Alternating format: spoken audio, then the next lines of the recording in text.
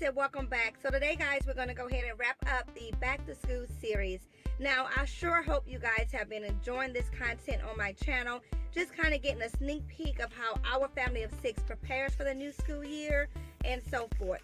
Now, I do intend to continue to share these type of things on my channel, but this video here will just kind of wrap up the series in a nutshell.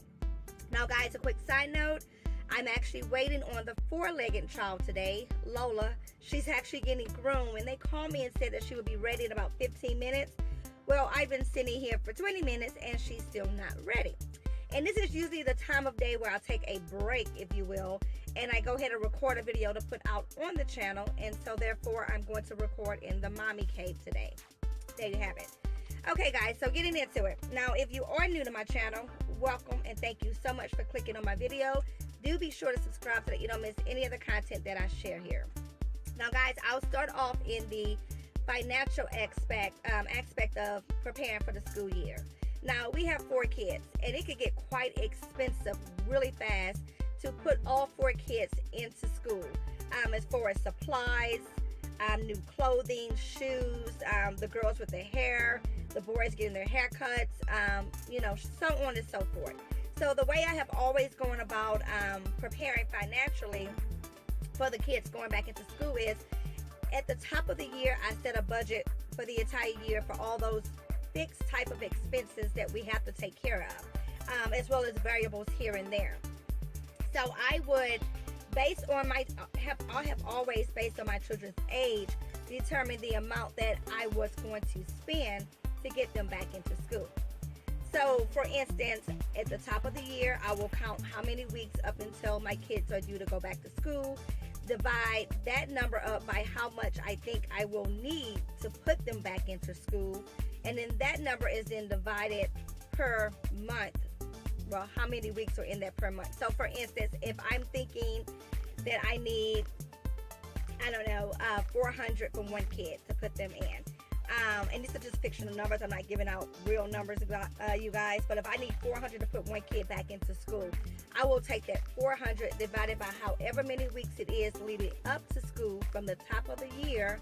And then that number is divided by that particular month that I'm budgeting for. So in the month of January, if we have 5 weeks, that number will be divided by 5 weeks. I get paid weekly. So each week I know I need to take away $10, for instance, and put $10 into the back to school fund for this child, etc., etc. Now, I typically have a fixed budget for the kids, and each kid amount is pretty much the same. Now, Mason is the youngest. I can still get away with, finding really good deals at Walmart and Target on clearance for clothing, paying $1 to $3, maybe $5 at the most for articles of clothes. So his budget will go a whole lot farther than it would for Jalen, who's in 10th grade this year, and obviously his clothes are a lot more expensive. So I hope that makes sense. So on and so forth. I have a set amount that I put aside each particular week to go into our back to school fund. The same thing with supplies. Now, we have been blessed for many years, probably for the last 6 or 7 years, where we have not had to actually buy supplies outside of a few, nitpick things that the teachers may ask for in addition. And that's because my mother-in-law, thank God for her, she has always done that for us. She has always been the one that got all the kids school supplies. So I have always just had to get those few things here and there the teachers may ask for, and then I will get extra, sanitizer, Kleenex, things like that to send with the kids so that the teachers have that on hand, and so on. So as far as school supplies, we typically don't have to buy those. So all of our money does go back towards the kids' actual clothing. Now, another thing with our family is we are a no-label family. That's what I call it. Basically, what it means is that I'm not into name brands. I have never been into name brands for as long as I can remember. And I don't put my kids in name brand clothing. And what I mean by that is the popular stuff. You're not going to see my kids walking around with Jordans. You're not going to see them with, I just don't even know what's famous. Whatever. I'm not into it.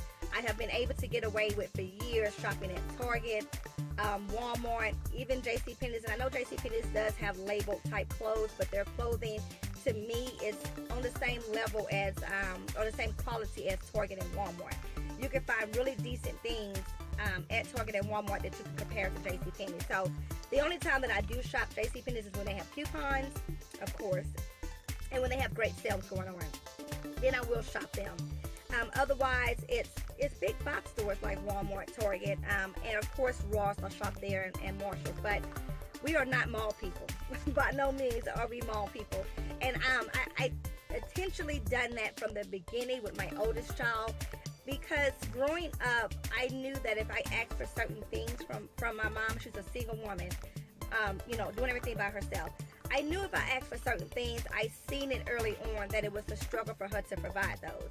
Now, I'm not saying that for us, it's a struggle to provide those, but if the day ever came and I could not, provide my kids with a pair of Jordans or, I don't know, whatever it is that's popular, I don't want that. I don't want that feeling. I don't want them looking at me like, oh, we can't afford this, etc. You guys know what I mean. So to wrap it up, I have never started my kids off with name brand stuff.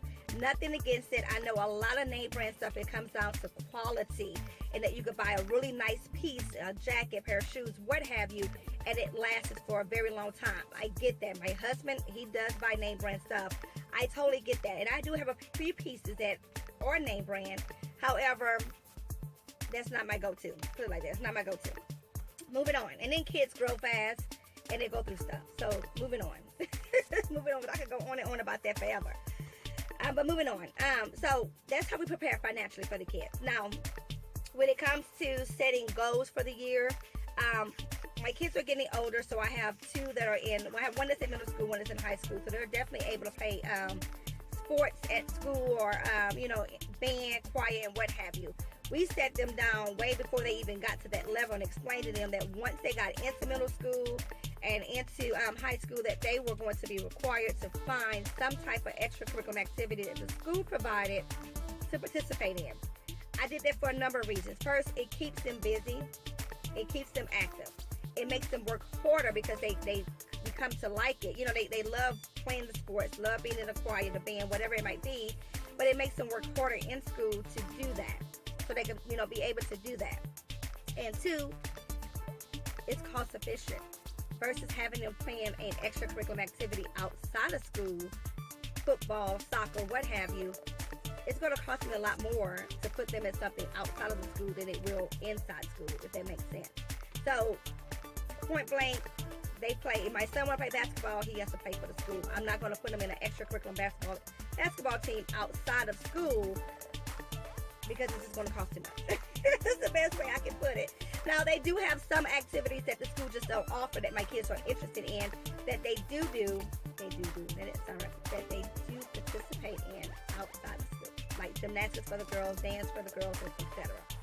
But anywho, I would advise anyone that if your children are into that realm of going to middle school or high school and they offer sports, which all schools do, push them to go into sports there versus outside if your budget would benefit for it. That's basically what I'm saying. Okay, moving on. Routines. We have a structure and a foundation of routines for the household in general. And there's times where you have to revamp them, and that's completely okay. My biggest tip is to always sit down the family, have a family meeting. Always sit down the family and tell everyone what the new routines are. I am so guilty of changing up a system and then expecting everybody else to read my mind, and they don't. And then I get frustrated because stuff isn't put where I have it or where I want it to go, so on and so forth. So my tip is to make sure you're talking to everybody, communicating, and putting things on paper so that everybody can kind of see, oh, okay, well, now we're doing this, now we're doing that. Another tip that I have is to have family meetings often. You want to check in with the kids throughout the school year and see how they're doing, how things are coming along for them. If there's anything that you can do to help them be more successful. Do they need to get to bed a little bit earlier, maybe get up earlier? Do they need to have an extra snack to hold them over? Whatever the case might be, do they need to change up their classes in the order that they have them, or what have you? So it's a good idea to have family meetings quite often.